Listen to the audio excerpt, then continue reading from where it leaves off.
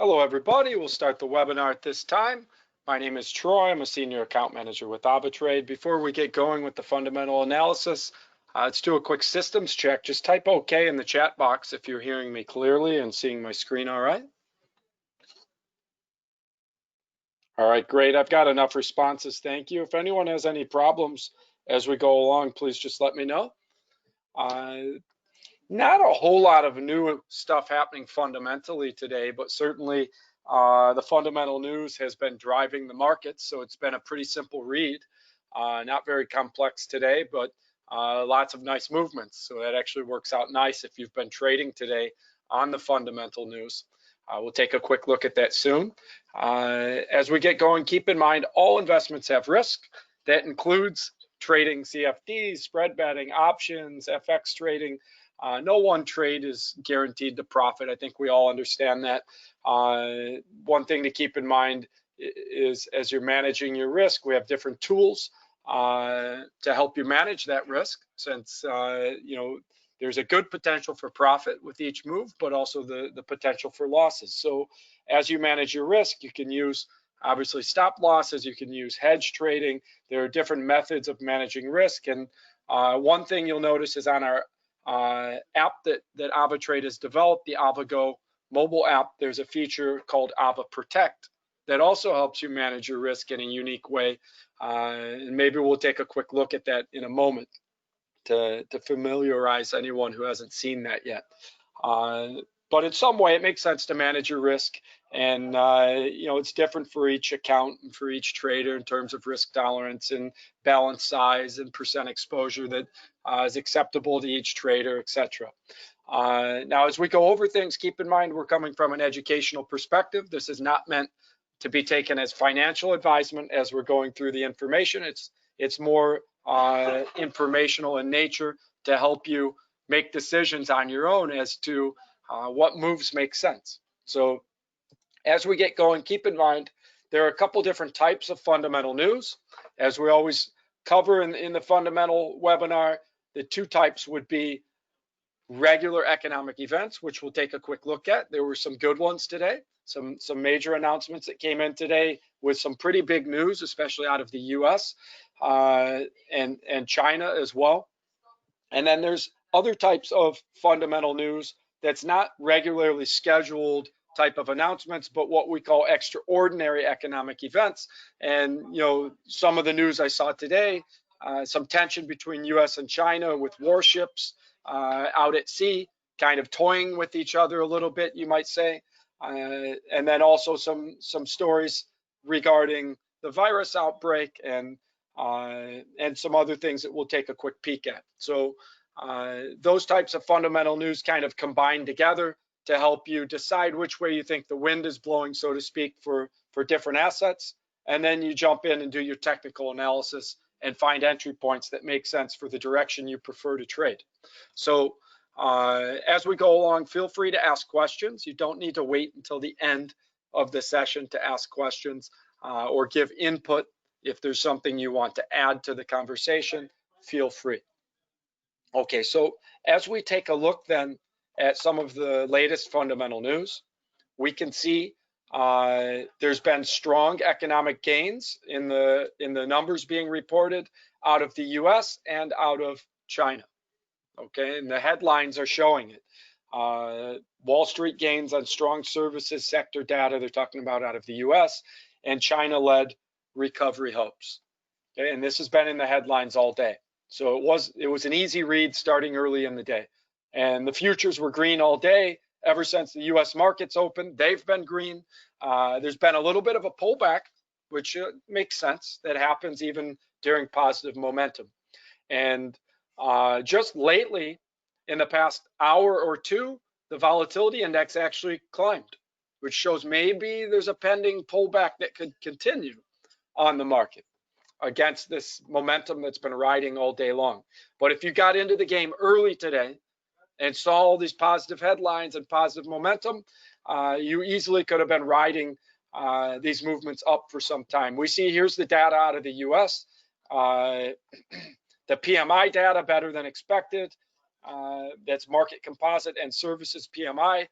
We've got Non-manufacturing business activity better than expected. ISM, non-manufacturing PMI better than expected, etc. So we get the trend here out of the US. There's some mixed numbers out of the European Union, with some better than expected retail sales, worse than expected industrial production and factory orders. So the European Union was a little bit mixed. Okay, so that's the regularly scheduled economic announcements that came out, and there was some decent news out of Great Britain as well. Construction PMI better than expected. So overall, a positive day on the announcements, and that creates an overall global positive sentiment. And there was positive data out of China as well. Another headline: U.S. services sector rebounds strongly in June. Another headline: China scooter sales up. Why would folks be buying more scooters in China? I think that's a sign that the excitement isn't that, ooh, there's more scooters being bought. The excitement is what that means, which is probably a lot of people are back to work, right? Why else would scooter sales jump up? They're out of the house, quarantines are being lifted, etc. So it's kind of a sign in China when these scooter sales jump up like that. Oil mixed, tighter supply, which typically drives oil price up, but still fear about virus cases. It seems the world just keeps shrugging off these increased virus cases, though, because the markets have continued to climb. They're really looking at the economic numbers and less at the number of virus cases. I think it's understood that the testing has been ramped up so much that it was expected there would be more cases found, that there'd be a surge in cases as testing was ramped up and economies were opened up, quarantines being lifted. So maybe these surges in virus cases don't mean so much to some of these investors, and that's what it's looking like so far. Oil, so it's mixed on tighter supply, but some fear still about virus cases. But really, oil's been bullish today. On the positive sentiment, it makes sense. Now, as you're going through and looking at different trades, you'll see in the order window, as you're setting up, if you use the AvaGo mobile app, which we see here, AvaTrade Go, if you use the mobile app, AvaTrade Go, you'll see this little gold shield, okay, Ava Protect. If you see that shield, it's on all FX pairings, gold, silver, and more assets. Eventually, you can protect the trade against losses for a small premium cost. And if the trade goes the right way, all the profits are yours. If it goes the wrong way, you only lose during that covered time period what you paid for the premium, and any other negative floating when the coverage period ends is added back to your account. Or if you close the trade during the covered period, any negative floating is added back to your account. So it's a nice feature for risk managing, along with your stop loss, which is a standard thing that a lot of traders will use, or other methods of risk management. And by the way, with the mobile app, as you do take profit and stop loss, it tells you your potential profit in your account currency, your potential loss to that stop loss mark in your account currency. It calculates that stuff for you like a trading calculator. So it's a very useful tool to set up trades using the app. Even if you like to do your charting on the full screen, you could be logged into both at the same time if you wanted to. So overall, we see positive sentiment on the markets. But what we also see is the volatility index starting to creep up. It was in the red all day. When the VIX index goes up, that means there's starting to be fear on the market, increased volatility. So these gains could maybe reverse some, and they actually have some already reversed. But we don't see any negative headlines yet. These are all positive news headlines that we're seeing. And so maybe you still feel positive about the sentiment and you use these pullbacks that have occurred for opportunistic entry points. It depends on your view of things. So let's go ahead. We'll take a look on my demo account. You can see the climb on the S&P 500 over the past, let's say, 20 hours or so. We could see as we came out of the weekend, the markets gapped up and the movement just climbed through the day. These are half-hour candles. If we go to 1 hour candles, we can see there's the gap. 1, 2, 3, 4, 5, 6, 7, about 16 hours today of trading, and it climbed and leveled off. So This was the positive sentiment we saw all day. It was easy to make moves. I hope some of you were in on it, seeing those positive headlines and riding the wave, so to speak. Now we see a leveling off here, and we see a little bit of a support level that formed here.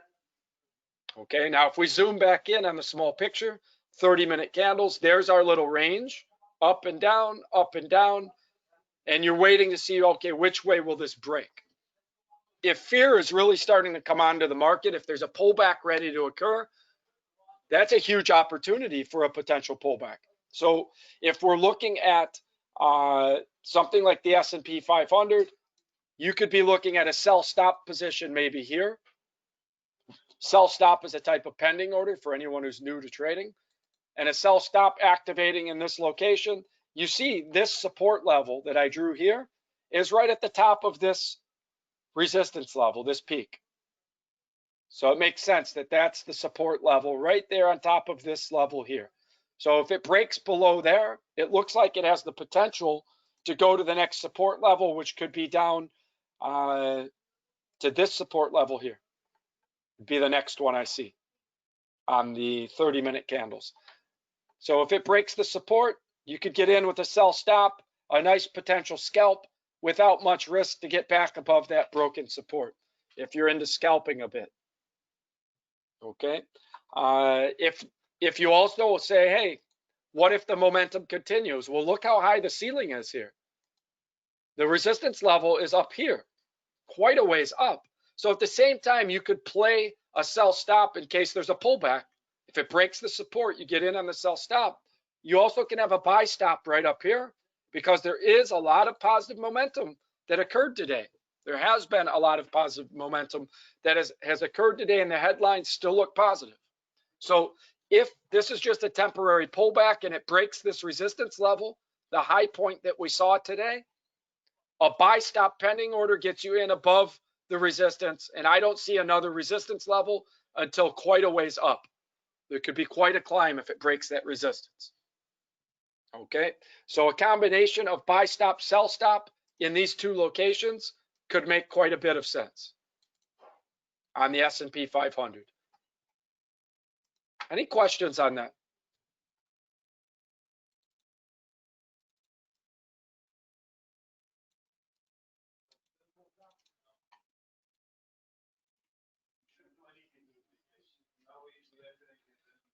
In this case, in this strategy, Jesus, the confirmation would be the breakthrough of the support or the resistance level.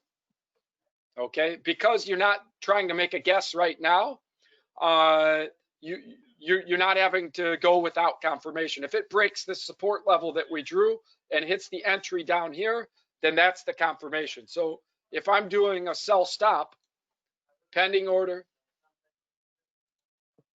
sell stop, my entry price is low enough that that is the confirmation, maybe 31.50.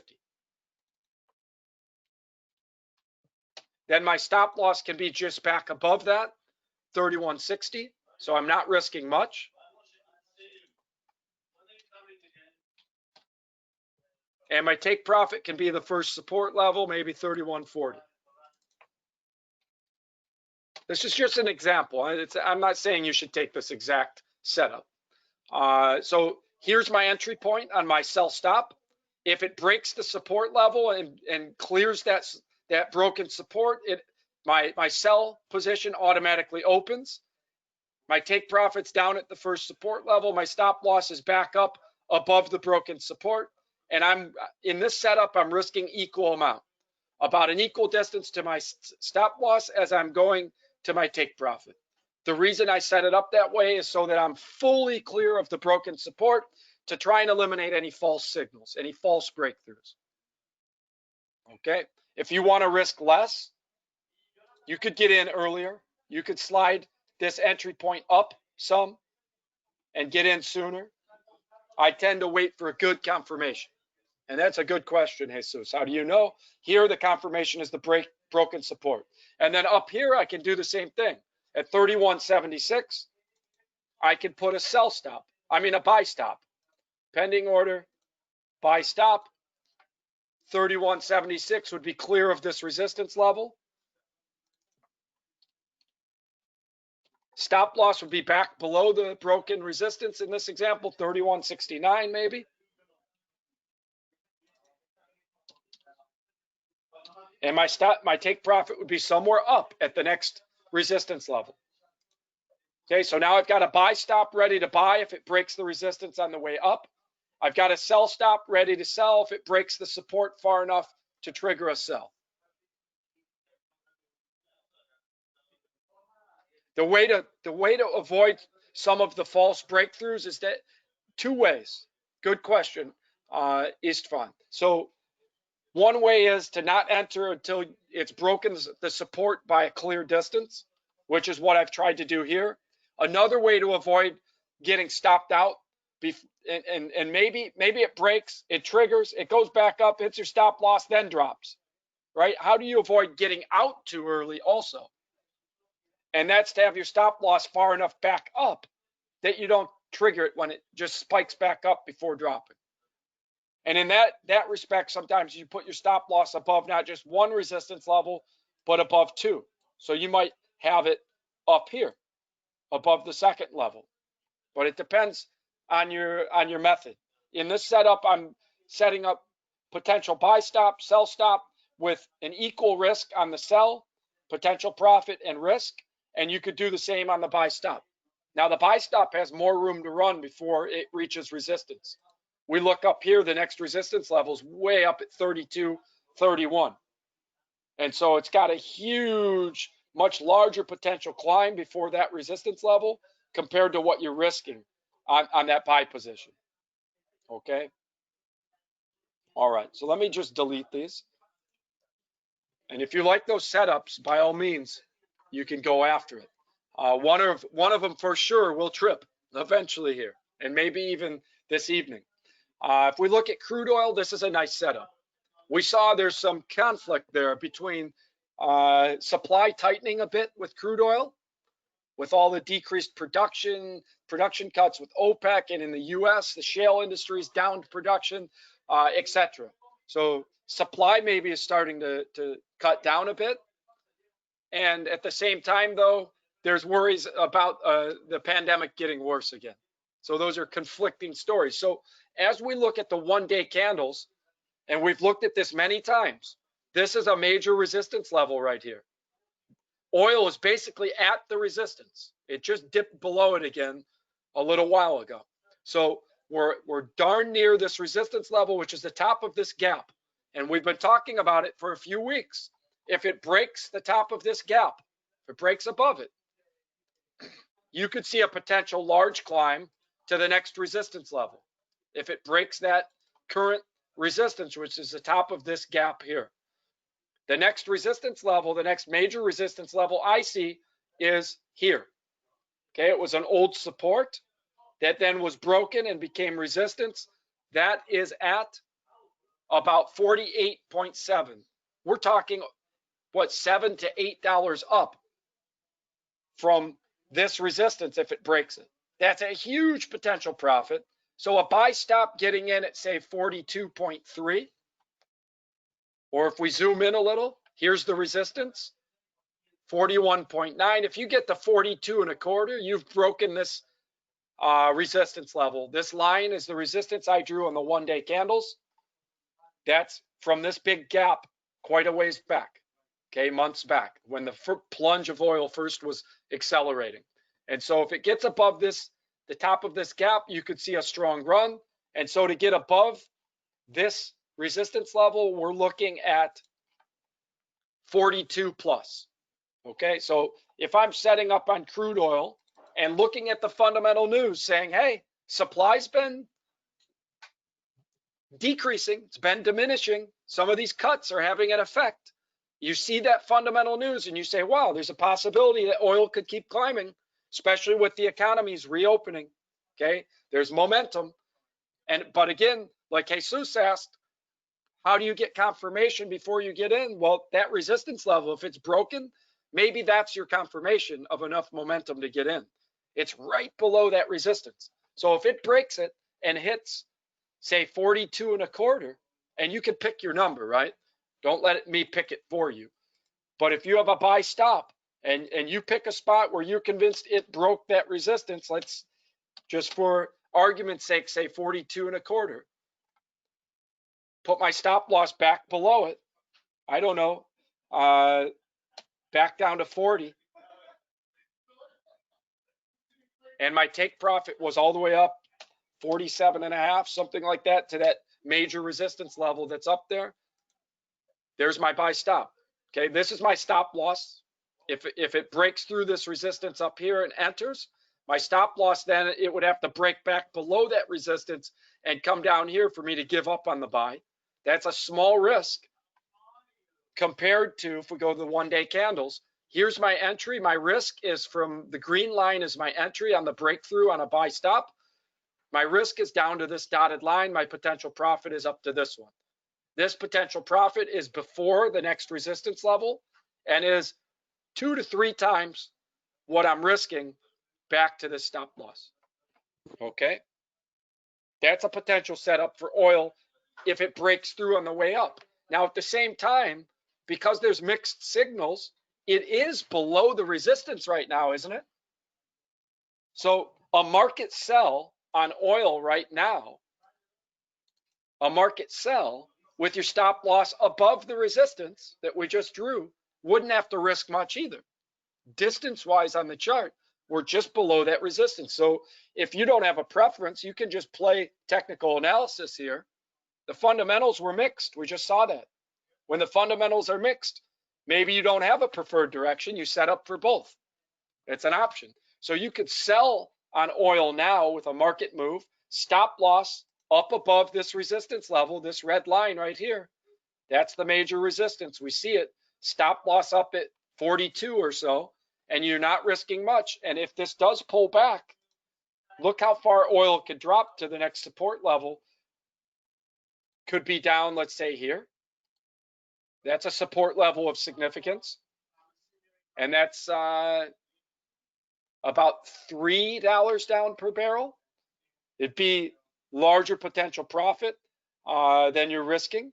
Or if you would be more patient, the next support level, if you really think oil would pull back down, is down here. This is a major support level down further, and that's down, what, 34.6, even larger potential profit. Now, you could do a partial close type system. If you did a market sell and it reaches the first support level, you could close part of it and then let it run to the next support level for closing the rest. For anyone who doesn't know how to do a partial close, let me just show you real quick. Let's say I sold on oil, and let's pretend it dropped and it's in profit that you like. You can right-click, modify or delete, change it to market execution as if you're going to open a new order. And you see you can change the volume, 0.3, let's say. Say I was in profit, I want to close 0.3 of the 0.4. And then now you see if I close, it's telling me 0.3 of this order number. Close 0.3. Okay, so now 0.1 is still open. And I would have just banked the profit of the portion that I closed. That percent of it would have been banked.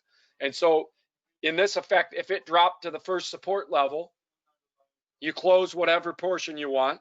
And if it breaks and drops to the next one, you have your take profit program maybe at the next level. And you could do the same thing on the buy stop for that matter. Okay, so that's always an option as well. But I think oil sets up nice for a move where you could take a shot in both directions here. There's huge potential. In the end, it's not about being right. It's about being smart. And since there's huge potential for movement at this decision point on the one-day candles on oil, and look what it did the last 2 times it was up here. Large drop. It hit the top. Large drop. It's at the top. Okay, you could play the drop. And if you're wrong, you get out and get in on the buy. Okay.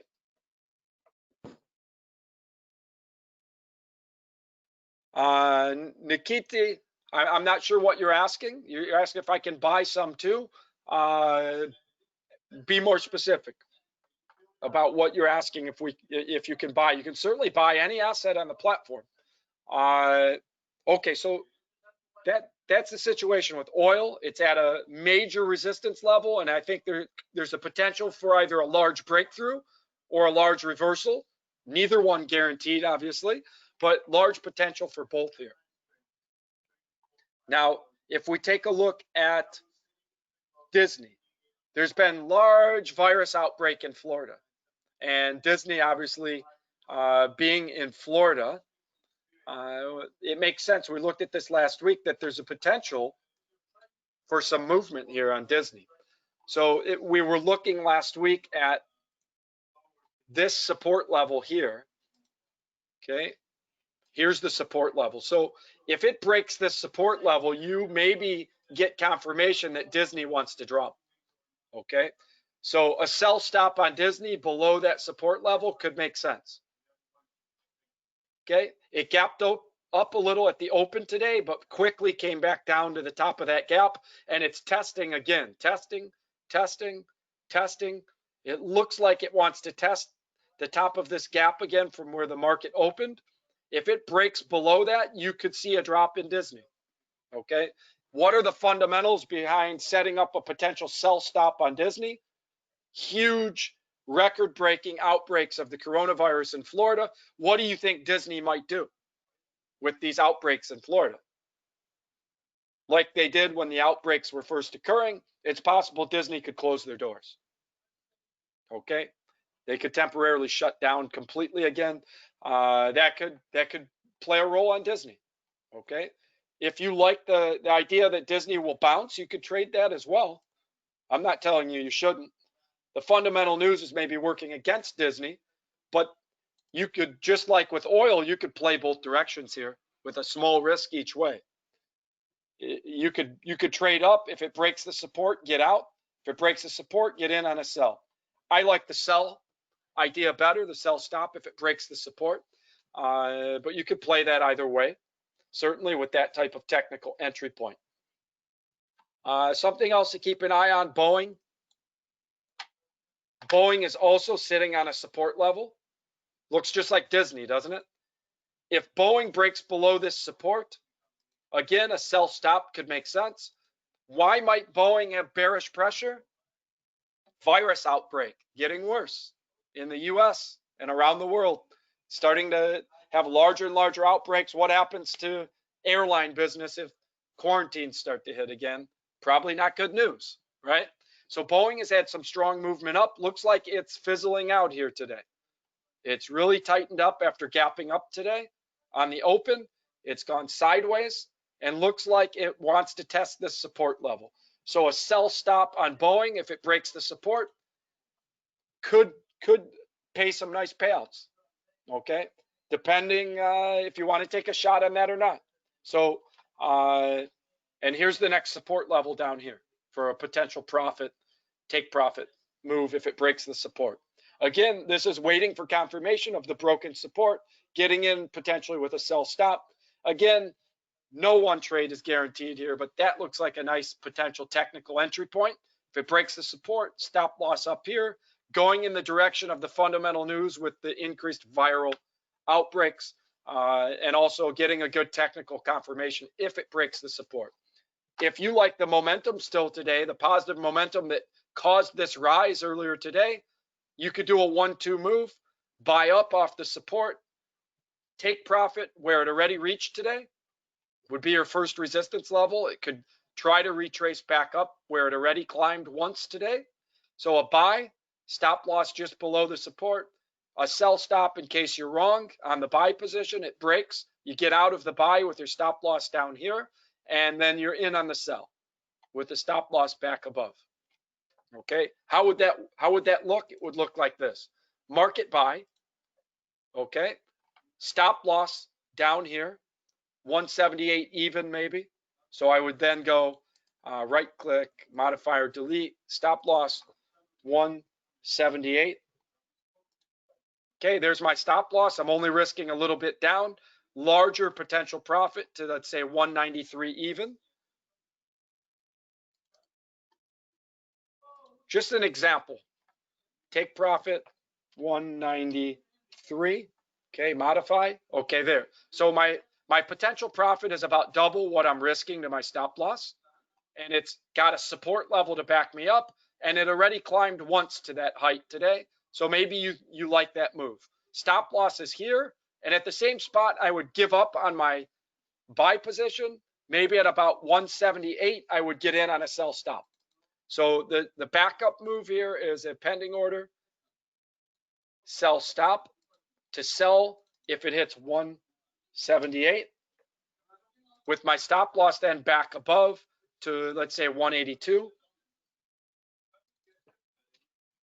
And my take profit at the support level down here, just above it, at 170.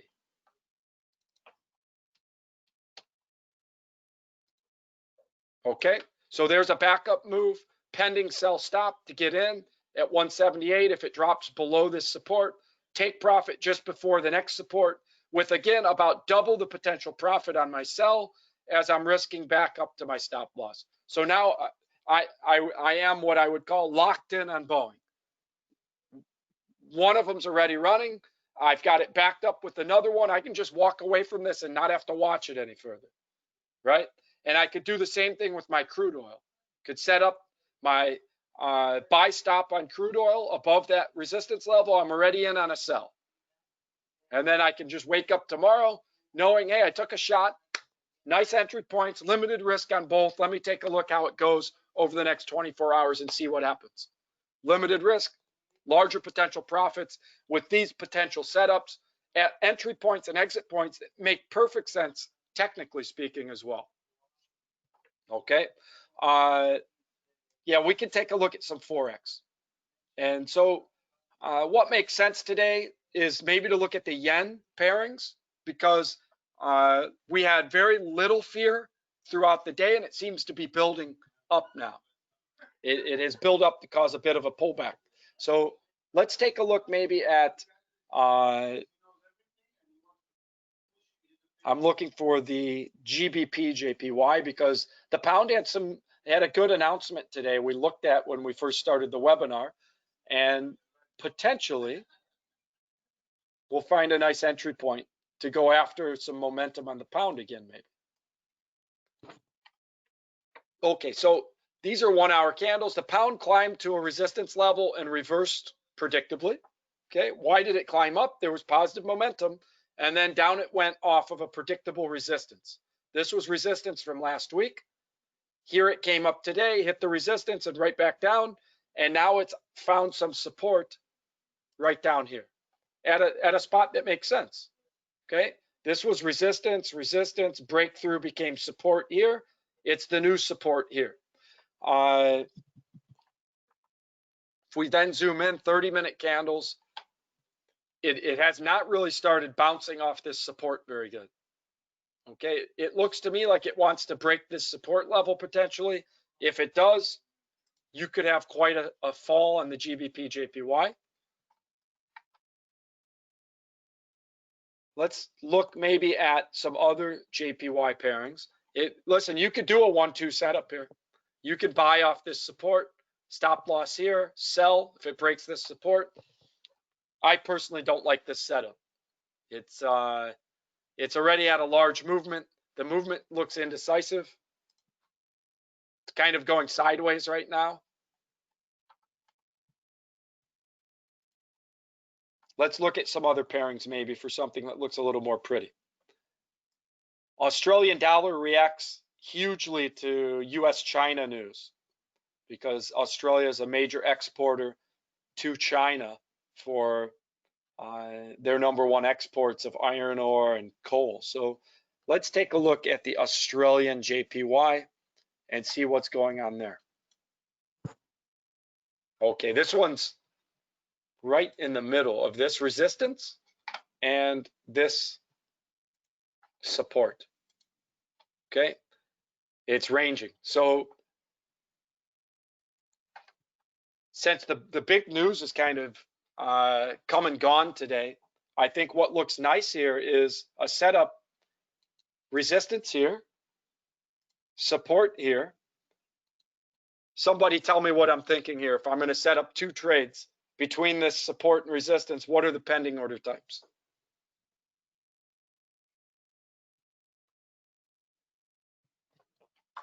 If I'm going to set up, and if this comes up to my resistance here, I sell.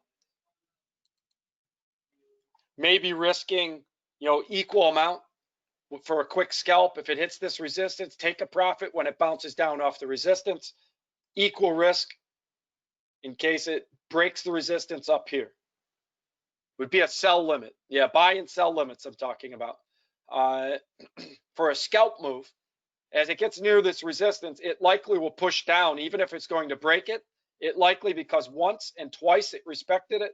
If it gets near here, a quick scalp, if it bounces off that resistance back down, could be an easy pay. And the same thing if it gets near this support to buy, with a quick scalp if it bounces off this support to take profit, and stop loss equal distance below, like that. Okay, kind of a 1-to-1 setup at the bottom and the top. Likely you'll get a bounce off the resistance or the support. Maybe you can take a quick profit, even if it was going to break either one. Okay, and it likely could just range between those for a while also. So I like the setup here in the Australian JPY. You tend to get really good price action, meaning bounces off of support and resistance and breakthroughs with the Australian JPY because of its strong relation to the major markets of US and China. Okay, and we see Boeing pushing up off that support. You see the profit building here. So that could have been a nice 1-2 setup. If I was scalping, I might say, okay, let me take my 200 profit. Okay, so Boeing is in the process of bouncing off that support. I'll still leave the sell stop under the support in case it breaks it. Okay, but Boeing could climb to today's high again. We saw it. We drew the resistance level on that. So that was a nice little scalp there. And a lot of these may pay in that manner.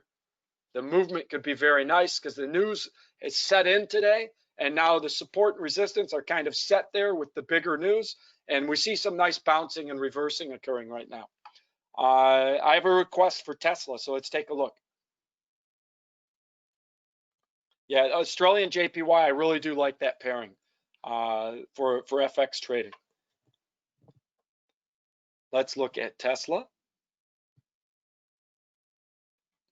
We have so many stocks, sometimes it's hard to find what you're looking for. Let me do hashtag. I'll do the search here. Hashtag T. Oh, took me to Teva. I'll find it. Don't worry.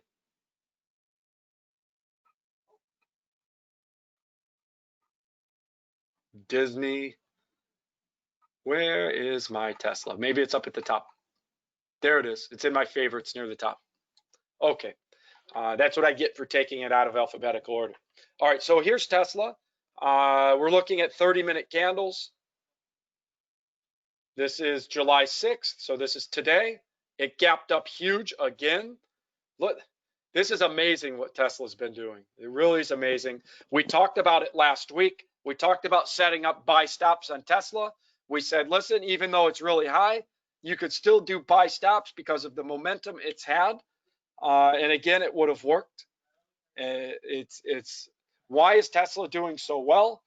Because their battery technology is really catching on with automobiles. They had a successful launch for the U.S. space program with NASA. They were the first private company for partnership with NASA to get astronauts to the space station. It's a company that many people are very excited about. And we just see it's at a new high again. Okay, so it uptrended and broke to a new high. We look at 1 week, 1 month candles. There are no highs this high. This is a brand new high. What would I be looking for Tesla? Maybe a buy limit if it pulls back to the top of the gap. Usually, if there's a gap and it climbs away from the gap, if it gets back to the open price of the gap without entering the gap, that can act as a support level. Okay, so those of you looking at Tesla, I don't like the entry point right this second to buy on Tesla. If you're looking to buy, I would prefer to set up a buy limit from the top of this gap, because that's a support level right here. Technically speaking, the top of this gap is a support level. If you get lucky enough that it drops back down, a buy limit pending order would get you in up off of that top of that gap where the market opened today. And if you did a quick scalp, even if it was going to break through the gap, likely it'll bounce off the gap before it breaks it. No guarantee, but many times that's what you see. So this is where by taking a quicker profit in and out, even if it's going to break the gap and drop back into it, you still could profit on a bounce off of the gap when it first reaches it. Many, many, many times you'll see that if it reaches the entry price where the gap opened on a Sunday morning, if it comes back to that, even if it's going to break back into the gap and drop further, as it reaches the top of that gap, you see a bounce before a further drop.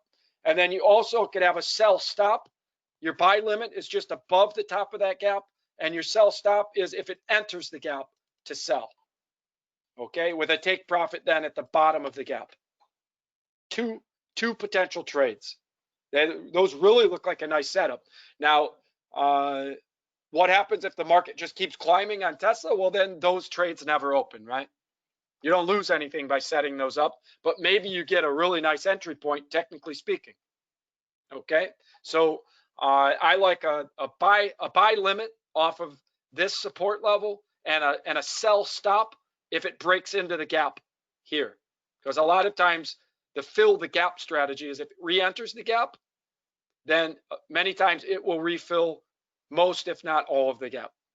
Okay, so a double setup here. I don't like trying to guess the market up here that it's going to keep climbing from an all-time high. That's a hard spot to try and get in.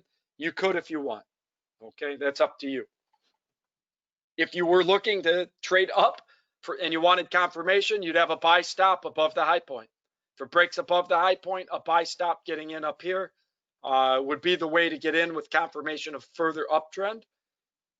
I might prefer to wait for the buy limit if it comes back down to the support level and have a sell stop ready in case it breaks it. Okay. Yes, we can look at gold. Graham, we'll take a look at gold, and then I think we'll call it quits for the evening to give you all some time to go place your trades on whatever assets and information look good to you. So I'm looking at gold with a resistance level up here. Okay, it darn near reached it here and pulled back. It did not reach that resistance all the way yet. Okay, I think it still could test this resistance level here before making a decision to reverse, if it's going to reverse. So we've seen time and time again, as the markets go up, gold has been going up, which is backwards thinking, but that's what's been happening through this pandemic. Gold has risen as markets have gone up and dropped as markets have dropped. Maybe today there's a little bit of a normal pattern because as the markets have pulled back a little the past few hours, gold has been pushing up. Okay. Do I think gold's going to drop right now? I think it has room to climb to test this resistance still. And if markets are starting to pull down, the traditional view would be gold's probably going to test that resistance still and climb up towards 1790. Okay, so that's what it looks like here, Graham. Gold tried to get near this resistance, didn't quite reach it. And looks like it potentially may try and challenge this resistance still today. And traditionally speaking, since the markets the past few hours have been pulling down now, the major indices have been pulling back, and the yen has been strengthening, pulling the Australian down and the pound down, which is a safe haven currency. The yen looks like gold could maybe try and test this resistance still. And if so, it's got another $5 or so to climb before it hits that resistance. I like sell limits off of this resistance for a scalp move, because likely if it hits this resistance, even if it's going to break through, you'll see a pullback before it breaks through. So I like a sell limit off this resistance, and potentially looking, if it breaks this small resistance, to have a buy stop go up on gold if it breaks this resistance level here. I think gold has the potential to try and test this resistance level up about $5 up. Okay, that's my take on it. You don't have to agree, but that's what it looks like is happening, and it matches the fundamentals today. Yeah, Nasdaq has been stronger. Jack and some others are mentioning Nasdaq. Nasdaq has been stronger than the other indices because it's so tech driven, and the tech companies have been doing so well. Okay, and so okay, Graham, I'm glad you concur. Yeah, I think fear is starting to take over a little bit right now, and gold may test that resistance, but then I think there's a potential for a bit of a pullback there at that resistance level. Again, it's not about being right on every move. It's about getting in at strategic locations, at spots where you think there's a potential at least to grab some profit at a reasonable risk level. And even if you're in on long-term moves on gold, say, because you think it's headed to 1800 or higher, it's okay to sell off that resistance level on a scalp, hedging your longer-term buy positions and pulling some profit if it drops the other direction, even if it's a short term in the opposite direction. So if I'm long-term buy, I still like going after a potential sell off this resistance for a scalp type move. Okay. I know some others are asking to see some other assets. I apologize, we're about out of time. But yeah, Nasdaq has been really bullish. I still think Nasdaq probably has the ability to pull back a bit soon as well. So just keep your eye for some nice resistance levels on some of these major indices. You may be able to pull some nice scalps, okay? Because the volatility index really started to climb the past few hours, and it looks like the sentiment may be starting to swing just a bit. Okay, everybody, thank you for joining. Thanks for the participation, the good questions. I think it's very helpful. It contributes to the overall benefit for everyone who's attending the webinar. So good luck with your trading. Go after some moves this evening. I think you can pull some nice profits. And till Friday, good luck with your trading. We'll be back at it with another webinar on Friday. Bye for now.